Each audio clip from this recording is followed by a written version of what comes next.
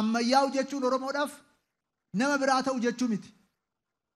Barnoota barachuu jechuun kan nama biraa baratanii sana fakkaachuu jechuu miti. Ammayyaa'u jechuun aadaaf duudhaa ofitti deebi'uu jechuudha. Isa sirriitti beekuu jechuudha. Barachuu jechuun of beekuu jechuudha. Of baruu jechuudha. Hundee kanarra yoo dhaabbanne qofadha. Oromoon badhaadhina guutuutti ce'uu kan danda'u, injifannoo isaa tikfachuu kan danda'u, addunyaa fuuldura dhaabbachuu kan danda'u.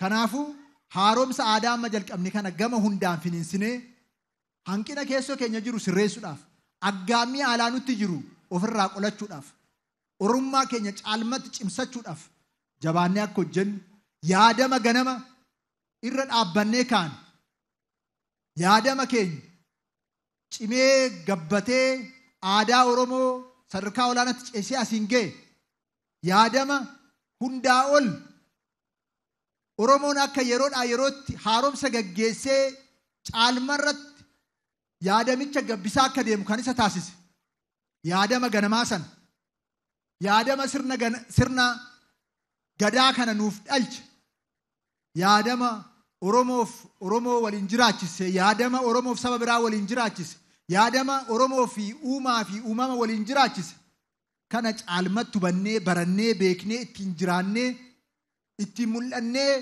ittiin sirna cimaa ijaarree aadaa siyaasaa keenya fooyyessinee mootummaa cimaa gandarraa kaafnee utubnee iyyummaa hundeerraa buqqifnee wallaalummaa injifannee sabni keenya bakka ga'uu qabu akka qaqqabuuf cimsinee akka hojjennu har'aas ardaa jilaa kanarraa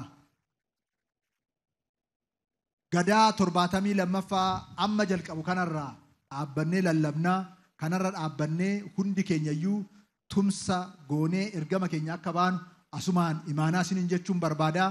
Ummanni keenya hundee irra dhaabbanne kana yoo jabeeffanne naamanaa humni nu injifatu kamiyyuu hin jiraatu.